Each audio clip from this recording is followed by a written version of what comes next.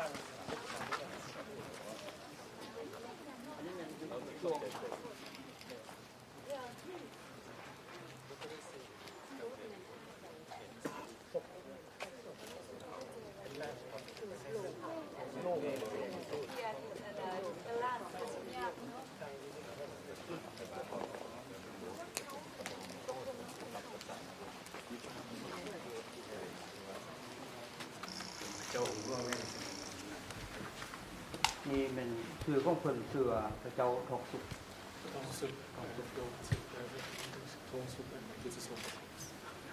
ถ้าเพิ่นได้มา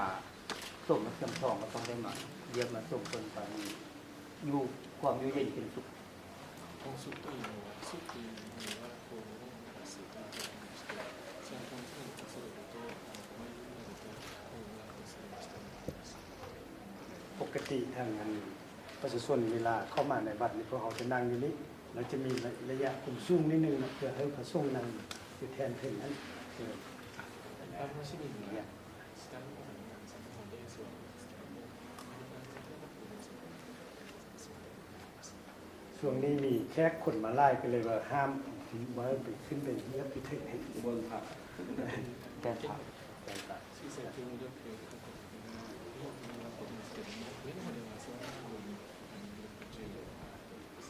ปีนี้10เดือนนี่มีนักท่องเที่ยวคนญี่ปุ่นประมาณ 100,000 คนมาเที่ยวหลวงพ่อวัด私の10ヶ月の年で10万人の観光客がคันเทียบสบิกายนี่เพิ่มขึ้น 50% 昨年に比べますと 10% เจ้าหญิงว่าปีหน้าเนี่ยเป็นหลายแสนกัน変化が来られますともしかすると3倍4倍になるそうですถ้าว่าข้าพเจ้าเองก็ประกบสากลในกำลังเนี่ยอัน 100,000 คนกับเจ้าหญิงบวกกับ10万市民名になります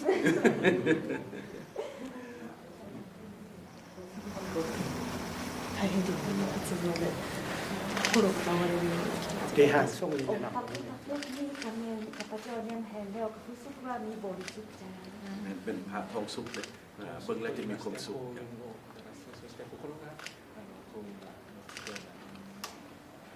อธิบายห่างยาวๆนี่มัน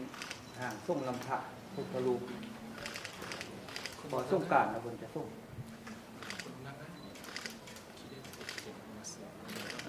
มาส่งบนสูงจะส่งน้ำขึ้นมาน้ำจะไหลขึ้นแล้วก็ยางขึ้นใด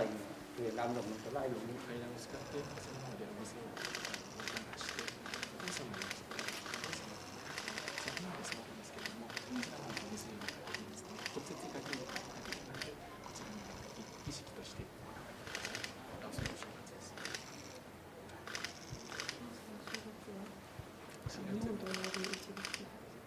ปีใหม่เราเป็นเดือนนึงบ่ปีใหม่ลาวอยู่เดือน4เดือนเมษายนระหว่างวันที่13 14 15หรือประมาณ14 15 16また年によって14、15、15日です4月です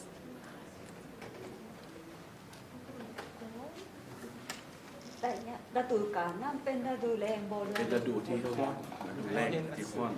ร้อนหลายน้ำกันให้เย็นจังซั่นช่วงระยะปีใหม่ลาวจึงคนมีการพดน้ำกัน3มื้อเพื่อให้มันเย็นลงเพราะว่าอากาศมันร้อนหลายつばさりというふうに言われていますคบน้ำผู้ดีสบายใจนะ แม่นแล้ว ความเชื่อก็คือความเชื่อก็คือหมดน้ำเชื่อร่างเชื่อ อันที่มันบ่ดีออกอะไรให้ปีใหม่แล้วให้มันเหลือแต่ดีๆเอาน้ำมันล้างสิ่งที่มันบ่ดีออกไป 水をかけると古いものを活用できる意味でもありまして心を乾かす心を新たにする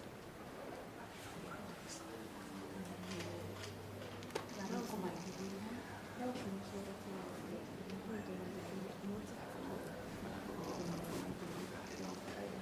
แต่ว่าได้นี่ว่าบางห้องพอก็ได้ทำข้าวเหนียวเนาะในเวลาปีใหม่ก็ แม่นปีอันนี้ปีใหม่ของเผ่ามงจะแม่นอยู่ในเดือนนี่แหละในเดือน12ปีใหม่ของเผ่ามง ちょうどこの時期 ข้าวปลา คล้ายๆคือโมจิ คล้ายๆกับโมจิ โมจิは餅つきのよう